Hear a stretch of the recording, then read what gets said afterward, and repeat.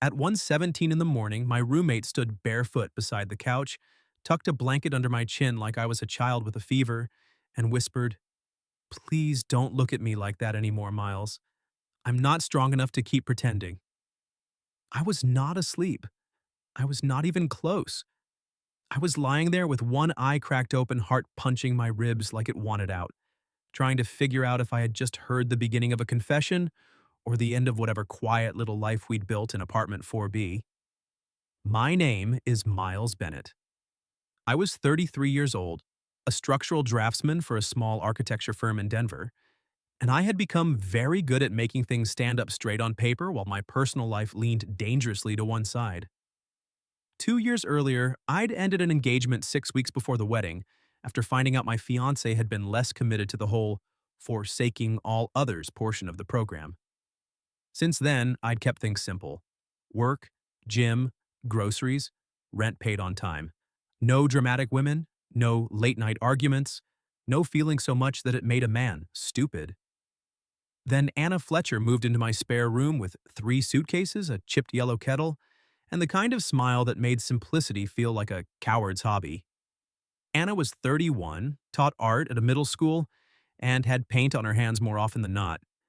She had dark auburn hair she usually pinned up with a pencil, hazel eyes that missed nothing, and a talent for making every room feel like someone had just opened a window.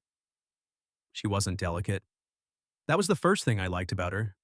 She carried boxes like she was personally offended by gravity. She argued with my coffee machine. She told the guy upstairs his bass guitar sounded emotionally underdeveloped, and somehow made him apologize. She laughed with her whole body, but when she listened, she got very still, like she was giving you a place to land. We became roommates because my younger sister knew her from a community art program and vouched for her with the words, "She's normal, responsible, and won't steal your organs." My standards were apparently low enough that this worked. Anna needed a place after her last apartment building got sold and renovated into what the landlord called luxury urban living, which meant the rent doubled and they painted one wall black. I needed help covering the mortgage on the condo I'd bought back when I still thought I was going to be a husband by 31. It was supposed to be practical. Separate rooms, separate lives, shared dishwasher. For the first month, it was exactly that. Then she started leaving sketches on the breakfast bar. Not for me, she claimed. Just because the light is better there. But sometimes I'd find my own coffee mug drawn in charcoal, or my work boots by the door, or the side of my face from an angle I didn't know she'd been watching. I started fixing things that didn't really need fixing. A loose cabinet handle, a squeaky hinge, the wobbly leg on her desk. "You know," she said one Saturday afternoon, leaning in the doorway while I knelt with a screwdriver, "some women might think you're flirting." I tightened the screw too hard and nearly stripped it. "Some men might think you're supervising." I am supervising. You're eating cereal from a mug. Leadership looks different in education. I looked up and she was smiling at me over the rim of that ridiculous mug, wearing paint-splattered jeans and one of those soft sweaters that slipped off one shoulder no matter how often she pushed it back. There are moments a man remembers because they are loud. That one was quiet. Just sunlight on her hair, the smell of cinnamon cereal, her bare foot hooked around her ankle, me realizing I wanted to stand up too close to her and see if she'd step back. She didn't. That was the problem with Anna. She didn't step back. Not when she caught me staring. Not when our hands brushed reaching for the same pan. Not when she sat beside me on the couch during movies and slowly, week by week, left less space between us. But she also never stepped forward. And I didn't either. Because we lived together. Because rent and friendship and peace were fragile things. Because I had already learned what happened when you built a future in your head and someone else quietly moved out of it. So we became experts in almost touching, almost saying it, almost making eye contact too long and pretending the room hadn't changed temperature. That Friday night, Denver got hit with one of those spring storms that acts like winter forgot its wallet and came back angry. Rain slapped the windows sideways. Traffic hissed below. Anna came home soaked from parent-teacher conferences, carrying a paper bag of takeout Thai food like it contained her last will and testament. I have been told by a 12-year-old that my class is mid, she announced, kicking the door shut. I need noodles and validation. I took the bag from her. Your class is not mid. You haven't even seen my class. I've seen your supply receipts. Anyone spending that much on glitter is either passionate or laundering money. She pointed at me. Careful, Bennett. I'm emotionally fragile and armed with spring rolls. She changed into dry clothes while I put dinner out on the coffee table. When she came back, she was wearing black leggings, wool socks, and my old gray university hoodie. I noticed immediately. She noticed me noticing. It was in the laundry room, she said. That's a confession, not a defense. It looked lonely. It has my name on the sleeve. She glanced down at the faded Bennett printed near her wrist, then raised her eyebrows. Well, now it has range. I should have said something clever.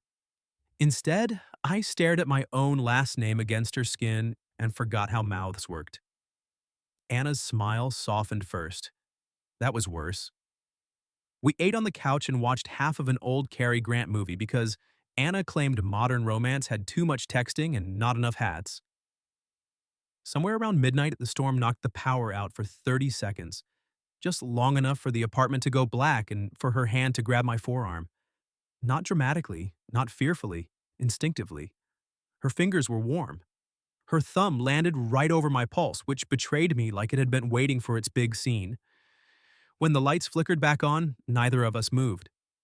Sorry, she said, but she didn't let go. Don't be. Her eyes lifted to mine. For one reckless second, I thought she might kiss me. Then her phone buzzed on the coffee table and she pulled away like the sound had snapped a thread. The screen lit up with a name I didn't recognize. Graham. She flipped the phone face down so fast it might as well have been on fire.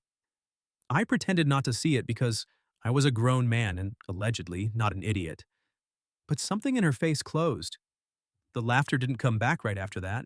She got quieter, picked at her noodles, said she was tired. I told her I'd finish the movie and clean up. She hesitated at the hallway, still wearing my hoodie, her hair loose over her shoulder. Miles? Yeah. You ever wish you could go back and meet someone earlier, before all the bad timing? The question hit me in a place I didn't have armored. I looked at her standing there, half shadowed by the hallway light, and told the truth carefully. Sometimes I think the timing is bad because we're too scared to admit it's actually right. Her lips parted a little. Then she gave me a smile so small it almost wasn't one. Good night, she said. Good night, Anna. I stayed on the couch after the movie ended. Not because I meant to sleep there, because the room still smelled faintly like rain and her shampoo, and because my arm still remembered her hand. That's pathetic, I know. But if you've ever wanted someone you live with, you understand how ordinary furniture becomes emotionally dangerous. At some point, I must have drifted close to sleep. Not under, just near it. Then I heard her door open. Soft footsteps crossed the hallway. I kept my eyes closed because waking up felt too intimate somehow. Like I'd catch her doing something private, even though it was my living room too. She stopped beside the couch. For a long moment, she didn't move. Then the blanket I'd kicked down to my waist slid up over my chest. Her fingers brushed my shoulder. Barely. Like she had given herself permission for one stolen kindness. And that was when she whispered it. Please don't look at me like that anymore, Miles. I'm not strong enough to keep pretending. My breath nearly changed. I forced it steady. She stayed there so long I could hear the storm ticking against the glass. Then her phone buzzed again. This time, because she was standing right beside me, the screen lit up bright enough behind my closed eyelids that I saw the flash. She inhaled sharply. I opened my eyes just enough to see her looking down at the message. Graham. You have until Sunday to tell him the truth, Anna. Or I will. There are messages you can misread at 1 in the morning. You have until Sunday to tell him the truth, Anna. Or I will. That was not one of them. Anna stood over me in the blue-white glow of her phone, all the warmth gone from her face. The storm tapped at the windows. My lungs forgot their job. I should have sat up immediately, asked who Graham was, asked what truth she owed me, asked why she had just whispered a sentence that had ripped the floorboards out from under my self-control. Instead, I lay there like a coward with an excellent resting heart rate. She typed something with trembling thumbs, erased it, typed again, then locked the screen without sending.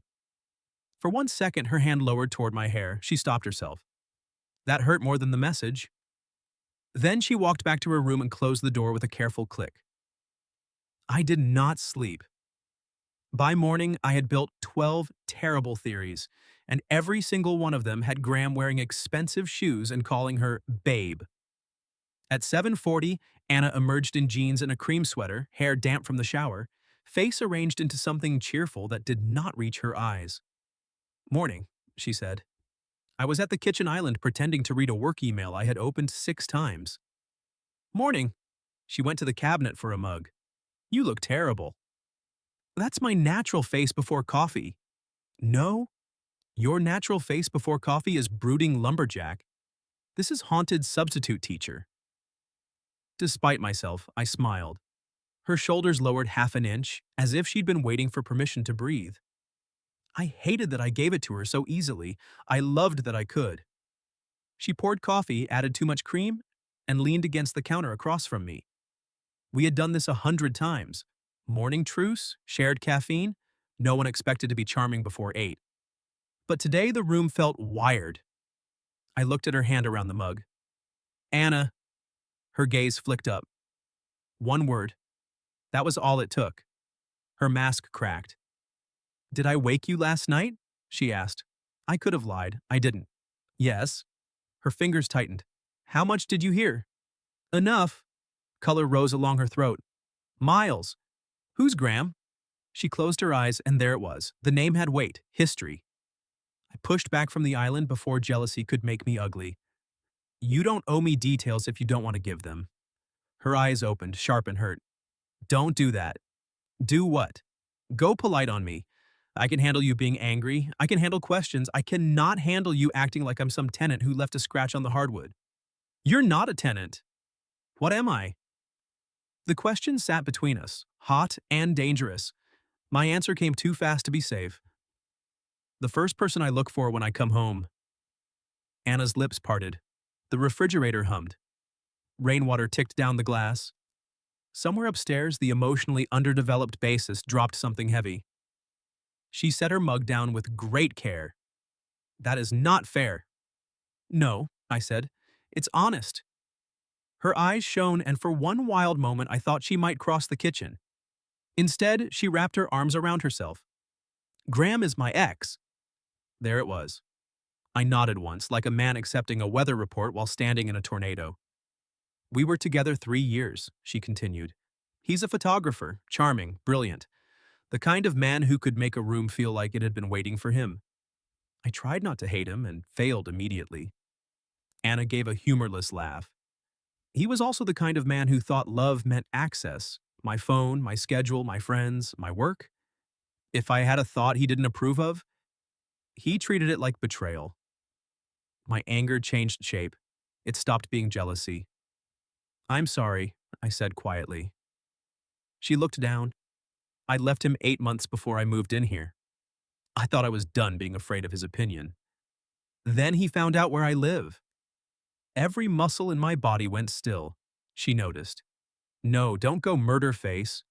"I don't have a murder face." "Miles, your jaw just applied for a concealed carry. Permit?" I almost laughed. "Almost." She stepped closer around the island. "He hasn't hurt me, not like that. He messages, he implies, he knows things because we still have mutual friends, and because I was stupid enough to tell him about you when we first became roommates." "About me?" Her cheeks pinked. "Not at first, not like that. Just that you were decent, quiet, safe." That word landed wrong, though I knew she didn't mean it cruelly. Then she lifted her eyes. "And then later I told him I had a problem." My voice dropped. "What problem?" She took another step. We were close enough now that I could smell her coffee and shampoo. Close enough that the sleeve of my hoodie again, brushed the back of my hand. "You," she whispered. All the theories in my head burned to ash. Anna laughed once, unsteady. "I told him I was falling for my roommate and that it was humiliating because you were kind and wounded and careful, and you looked at me like you were trying not to want me. My hand opened on the counter. Anna, he said I was using you, that I'd ruin your life, that if you knew everything about me, you'd ask me to leave. What truth does he think I need to know? She swallowed. That when I applied to live here, I already knew who you were. I stared at her. My sister worked with your sister at the community center, she said quickly. I'd seen you once before, at their fundraiser. You were outside fixing a broken tent pole in the rain, looking furious and patient at the same time. A memory stirred. Cold rain, plastic tablecloths, my sister yelling instructions, me regretting every life choice. You remember that? I asked. I sketched you when I got home. The confession came out small, embarrassed. My heart did something stupid and young. When I needed a place, Anna said, your sister mentioned you had a room. I didn't lie exactly, but I didn't tell you I'd noticed you before, that I hoped you might be, I don't know, a good place to land. I should have cared about the omission. Maybe later I would unpack it, turn it over, inspect its edges. But all I could see was Anna standing in my kitchen, looking like she expected me to confirm every cruel thing Graham had ever taught her about wanting too much. I stepped closer. She didn't back away. Anna, I said, look at me. She did. I'm glad you landed here. Her face crumpled for half a second before she caught it. I reached for her slowly, giving her every chance to refuse. My fingers touched her wrist. She turned her hand and caught mine like she'd been waiting months to stop pretending we were casual. Our palms fit. That simple, that devastating. I heard what you whispered, I said. Her eyes filled. Oh, God! Don't be embarrassed. I tucked you in like a Victorian widow and confessed to your unconscious body. You did a good job with the blanket. A laugh broke out of her, wet and startled. I smiled and her gaze dropped to my mouth. The air changed, not almost this time. I lifted my free hand to her cheek. Her skin was warm. She leaned into my palm before I even touched her fully, and that tiny surrender ruined me. I'm going to ask you something, I said. Okay. Do you want me to stop looking at you like that? Her answer was immediate. No. My thumb moved along her cheekbone. Do you want me to kiss you? Her breath caught. Then, because she was Anna, because even shaking she still had teeth, she whispered, I thought structural guys were supposed to understand when something is obviously load-bearing. I laughed against her mouth. Then I kissed her. It was soft for about 3 seconds. Then her hand fisted in my shirt, and mine slid to the small of her back, and 2 months of restraint went up like paper in a fireplace. She tasted like coffee and nerves. She made a sound so quiet I felt it more than heard it, and I pulled her closer because I wanted to be chosen by her in every language she knew. When we broke apart, her forehead rested against my chest. Well, she whispered, that complicates the lease. I kissed her hair. I'm willing to renegotiate terms. Her phone buzzed on the counter. Neither of us moved. Then she sighed, and I felt the old fear creep back into her body. I took her hand, not to protect her, to stay with her. She looked at the screen. Graham. Sunday, dinner at Marlowe's. Bring Miles. He deserves to hear what kind of woman he's falling for. Anna read Graham's message twice. Then she put the phone face down on the counter and said, very calmly, I need to throw up, commit a felony, or make pancakes. I was still close enough to feel her breath against my shirt. Pancakes seemed safest. For whom? Everyone in a 5-mile radius. She laughed, but it came out thin. I hated Graham for reaching into my kitchen and putting that sound in her mouth. Then Anna looked at me. Really looked. I don't want our first kiss to become about him. I knew what she meant. Graham had thrown a match through the window, and she was asking me not to hand him the house. So I put my hand over hers on the counter. It's not about him. No. No, it's about me discovering you've been secretly stealing my hoodies for romantic purposes. Her mouth twitched. Romantic? That is a serious accusation. You wore my name on your sleeve, Fletcher. I have a legal team prepared to argue it was laundry-based happenstance. I leaned closer. Your legal team is going to lose. The color that rose in her cheeks this time had nothing to do with shame. Maybe, she said softly, I wanted you to notice. There are sentences that should come with warning labels. I kissed her again because I could, because she wanted me to, because for once in my life I didn't feel like caution was noble. Her hand slid up my chest, tentative at first, then certain. She kissed like she painted, attention everywhere, fearless once she decided on the line. When we stopped, she was smiling against my mouth. Pancakes? I asked. After that, you expect me to operate a stove? I'll supervise. You're eating cereal from a mug energy, Bennett. Leadership looks different in architecture. She made pancakes anyway, burned the first two, blamed me for standing too close, and fed me a crispy edge with her fingers when I complained. It was the most domestic thing I had ever survived, and the most dangerous, because I could see it then. Not a fantasy wedding or some polished future with fake guarantees. Just mornings. Her hip against the counter. My coffee beside her paint water if we weren't careful. Her drawings mixed with my blueprints. A life built from small, repeated choices. I wanted it so badly I had to set my fork down. Anna noticed. What? I'm trying not to rush you. Her expression softened. Miles? I mean it. Graham or no Graham, last night was a lot. This morning was more. You live here. I don't want you feeling trapped because I finally got brave. She came around the island and stood between my knees where I sat on the stool. That close, I had to tilt my head back to meet her eyes. You didn't trap me, she said. I have spent months inventing reasons to be in the same room as you. Like what? I once pretended I couldn't open a jar of olives. I opened that jar heroically. It had already been opened. I stared at her. She bit her lip. I loosened it, then tightened it again. That is manipulation. That is courtship. I laughed and she rested her hands on my shoulders, her thumbs brushing the collar of my t-shirt. I'm scared, she admitted. Not of you, of wanting this and finding out I misread it. You didn't. I'm messy. I noticed. There's blue paint on the light switch in the bathroom. She winced. That was an accident. There's green paint on the ceiling. That was ambition. I touched her waist, careful and sure. Anna, I'm not looking for perfect. I'm looking at you. Her eyes went shiny again, but this time she didn't fold inward. She leaned down and kissed me like an answer. We did not go to Marlowe's that day. We did not answer Graham. Instead, we made Saturday ours. It wasn't a date because neither of us said the word, which made it absolutely a date.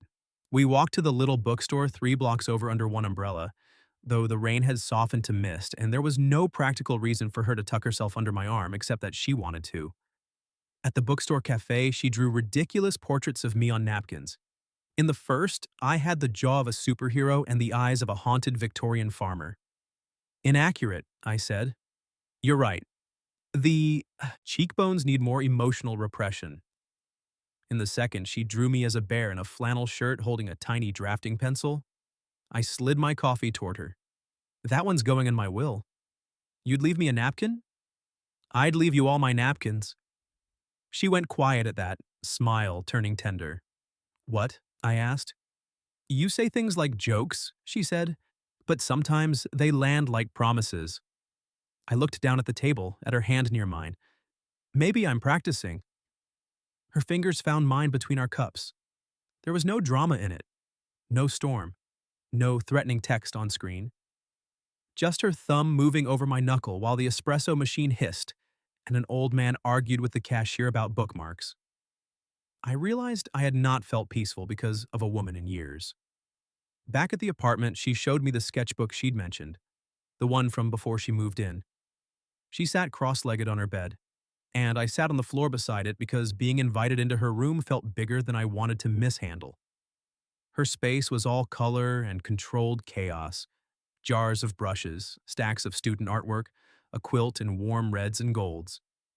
You can sit up here, she said. I'm being respectful. You're being weird. Respectfully weird. She rolled her eyes and patted the mattress. So I sat beside her, shoulders touching. She opened the sketchbook. There I was, under the fundraiser tent, hair wet, sleeves pushed up, scowling at a bent pole like I could intimidate it into structural compliance. You made me look better than I was. No, she said. I drew what I noticed. What did you notice? Her fingers paused on the page. That everyone else was panicking, and you looked annoyed but stayed. You kept fixing things. You didn't need anyone to praise you for it. I didn't know what to say to that. She turned the page. Another sketch. Me laughing with my sister, head tipped down. I thought, Anna whispered, there's a man who doesn't know he's still gentle. The words entered me quietly and did damage. I took the sketchbook from her hands and set it aside. Then I pulled her into me. She came willingly, knees bumping mine, arms sliding around my neck. We held each other in the strange, golden light of late afternoon, no urgency, no performance. Her cheek pressed to my shoulder.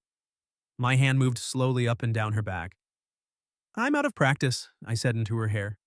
At what? Being seen. She lifted her head. I can go slower. I don't want you to go away. I didn't offer that. I kissed her, and this time it was quieter, deeper. The kind of kiss that asked for tomorrow instead of stealing from tonight. Her phone buzzed on the nightstand. We both looked. She exhaled. I should block him. You can. I should have done it months ago. You weren't ready. She studied me. Do you always make room for people like that? No, just you. That earned me another kiss, quick and fierce. Then she picked up the phone, opened Graham's thread, and blocked his number with a trembling thumb. For 10 full seconds, the room felt lighter. Then an email notification slid across the top of her screen. From Graham. Subject: Since you won't answer. Anna went very still. I reached for her hand. She opened it. There was no message body, just an attachment. A photo. Anna asleep on our couch 2 weeks ago, my hand resting lightly over hers. Taken from outside our living room window. For a moment, neither of us breathed. The photo filled Anna's phone screen. Our living room washed in blue evening light, Anna asleep on the couch after grading projects, me beside her with a book open in my lap. My hand covered hers. I remembered that night. I remembered looking down and finding her fingers curled near mine. I remembered making a choice so small I'd pretended it wasn't a choice at all. I had taken her hand. Someone had watched us through the window. Anna made a sound like the air had been knocked out of her. I wanted to rage.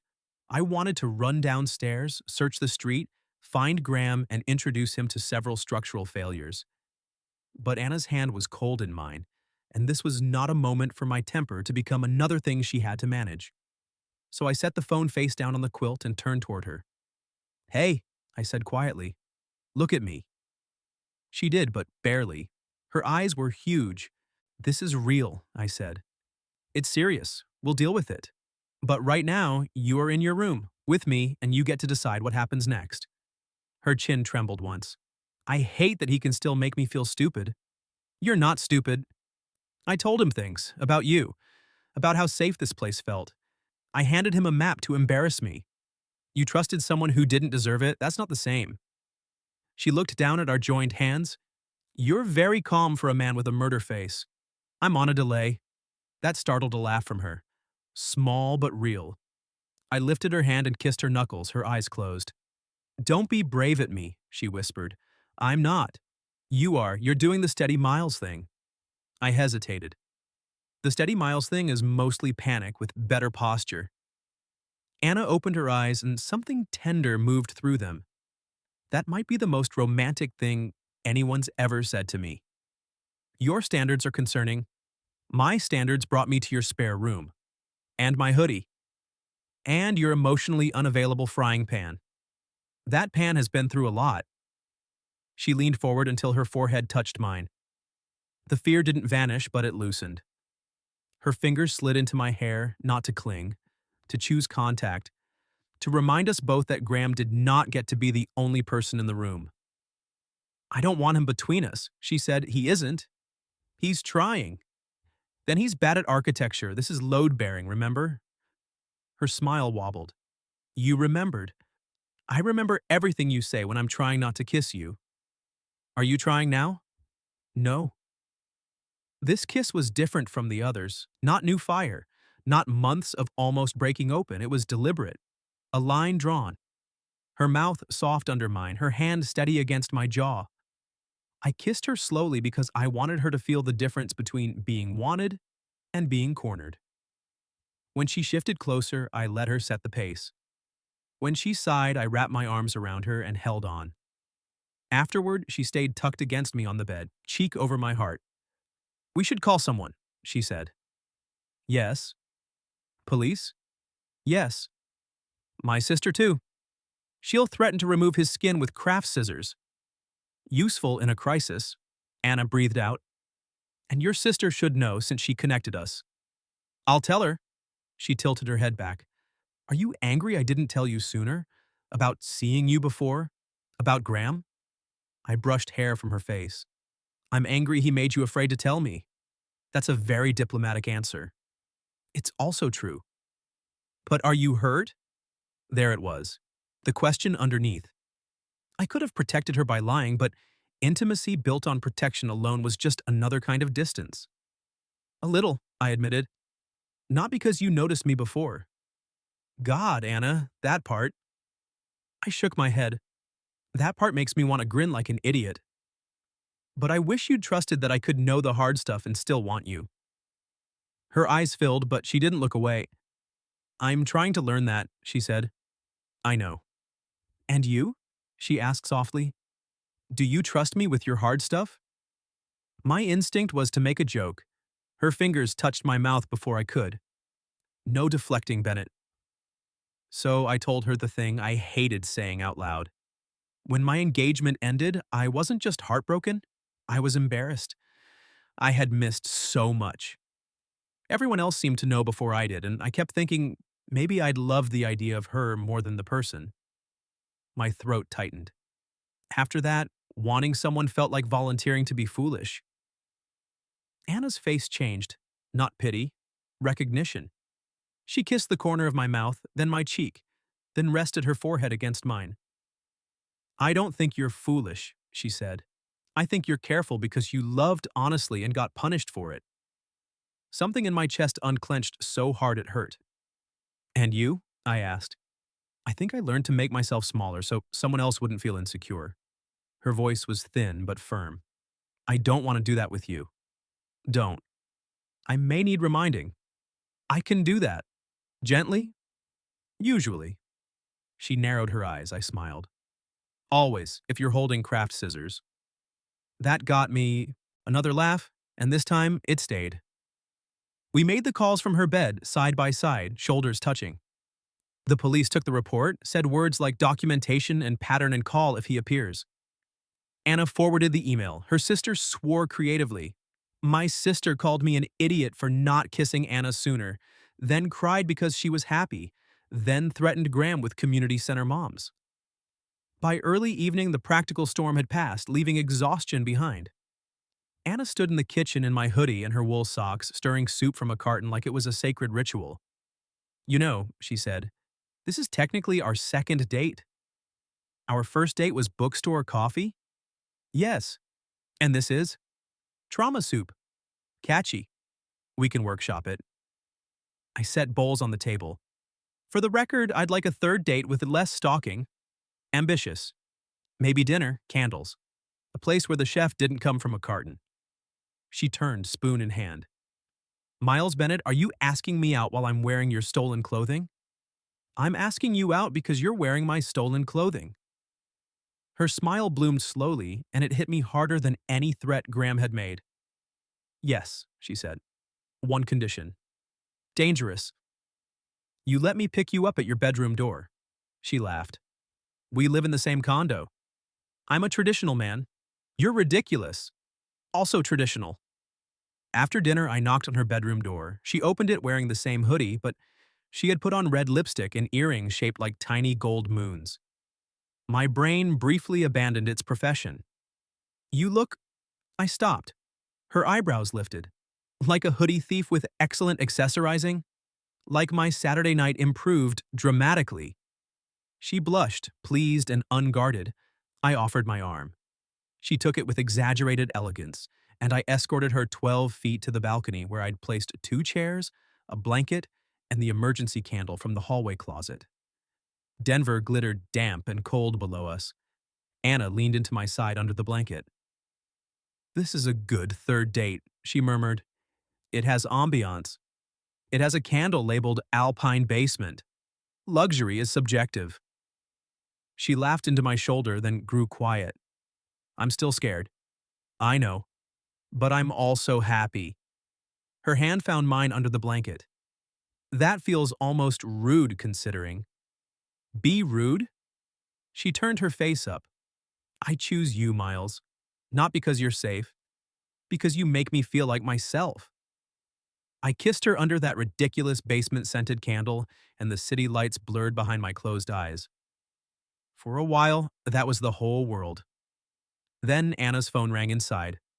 Unknown number. We let it ring. A voicemail appeared. Anna played it on speaker, her hand tightening around mine.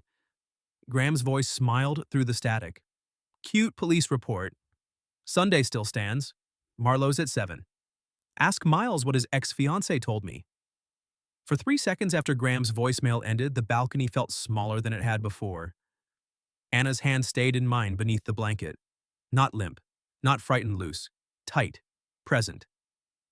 "What did your ex-fiancée tell him?" she asked. I looked at the wet city lights beyond the railing. "I don't know." "Do you want to call her?" "No." She shifted beside me. "Miles." I turned to her. The candle between us smelled aggressively like Alpine Basement. Her lipstick was a little smudged from kissing me. Her hair had come loose over one shoulder, and she looked scared. Yes, but also stubborn in a way that made my chest ache. "He wants me to panic," I said. "He wants you to watch me panic. He wants to prove we're both breakable in exactly the places he guessed." "Are we?" I cupped her cheek. "Probably." Her mouth trembled. I smiled a little. "But not on command." Anna stared at me for one long beat. Then she leaned forward and kissed me. It wasn't a fearless kiss. It was better than that. It was a frightened kiss that chose me anyway. Her fingers curled in my shirt, and mine slid into her hair. And for a few quiet seconds, Graham and Sunday and every ghost either of us had dragged into that apartment lost their seats at the table. When she pulled back, she whispered, "I don't want to go to Marlowe's." "Then we don't." "But what if he sends things? What if he tells you whatever ugly version he has? Then you and I talk, here. Not in a restaurant he picked like a stage." Her eyes searched mine. "You'd believe me?" "I'd listen to you." "That isn't the same." "No," I said. "It's better. Believing without listening is just another kind of laziness." Anna went very still. Then she climbed out from under the blanket, took my hand, and pulled me inside. In the kitchen, she opened her laptop, sat beside me, and wrote Graham one email. "Miles and I will not meet you. Do not contact either of us again. Further messages, appearances, or attempts through other people will be added to the police report." She paused, then looked at me. "Too cold?" "Needs punctuation." She added a period after report. "Brutal," I said. She hit send. Then I did the thing I'd been avoiding. I called my ex-fiancée. Her name was Kendra, and hearing her voice after 2 years felt less like heartbreak and more like opening a closet I no longer used. She sounded surprised, then wary. I put her on speaker because Anna deserved not to watch me keep secrets 5 feet away.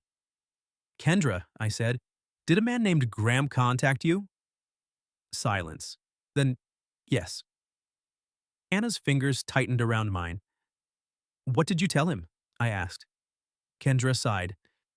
"That you were a good man who didn't trust easily after me. That if he was trying to hurt you, he should be ashamed." I blinked. Anna's eyes lifted to mine. "That's it?" I said. "What exactly did you think I'd say?" "I don't know." Her voice softened. "Miles, I was unfaithful. I was selfish. I was not blind. You loved me better than I deserved. If some creep is using my name to scare you, don't let him." The call ended 2 minutes later with an apology I hadn't known I still needed, and forgiveness I hadn't realized I'd already given. I set the phone down. Anna's eyes were wet. What? I asked. She told the truth. Yeah, and you let me hear it. I rubbed my thumb over her hand. No more performing calm in separate rooms. She nodded, then crawled into my lap right there at the kitchen table, wrapping her arms around my neck like she had decided closeness was no longer something to ration. I held her. Not because danger was over, because this was where I wanted my hands. Sunday at 7, we were not at Marlowe's. We were at home making terrible homemade pizza. At 7:13, Graham appeared downstairs outside the building and called Anna 6 times from blocked numbers. We did not answer. We called the police.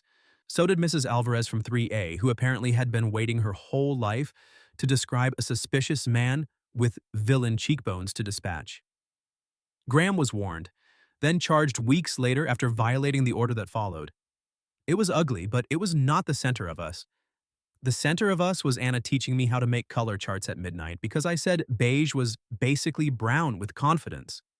The center of us was me learning that she hated tulips but loved cheap gas station carnations. The center of us was her standing in my office doorway one Tuesday morning, wearing my hoodie again, saying, "I think we should discuss roommate boundaries." And then kissing me so thoroughly I was late to a meeting about parking garage load limits. By the following spring, Anna no longer lived in my spare room. She lived in our room. Her old room became a studio with paint on the floor despite 3 drop claws and my repeated tragic optimism. I built her shelves. She labeled one crookedly just to bother me. On the anniversary of that first whisper, we came home from dinner in a snowstorm. Real snow this time, soft and silver under the streetlights. Anna fell asleep on the couch before the movie started, one hand open beside her. I stood there for a moment, looking down at her. At the woman who had once tucked a blanket around me and thought I was asleep. At the woman who had whispered the truth before either of us was brave enough to say it awake. I covered her with the quilt from our bed. Her eyes opened just a little. "Don't look at me like that," she murmured. My heart stopped out of habit. Then she smiled, sleepy and wicked. "Unless you plan to marry me someday." I knelt beside the couch and took her hand. "Anna," I said, "I've had the ring for 3 weeks." Her eyes flew open. The proposal was not elegant. I knocked my knee against the coffee table. She cried before I finished the question. I cried after she said yes. The ring box got stuck in my coat pocket and she laughed so hard she had to help me pull it free. But when I slid the ring onto her finger, snow ticking softly against the window, her hand shook in mine for an entirely different reason than it had before. And when she whispered, "I'm strong enough now," I kissed her until the storm outside became background noise. What would you have done if you thought I was asleep and heard your roommate whisper that she couldn't keep pretending about you? Have you ever experienced something similar? Overheard a confession, a secret, or truth that changed everything? Tell your story in the comments. If you liked this one, leave a like, subscribe, and I'll see you in the next video.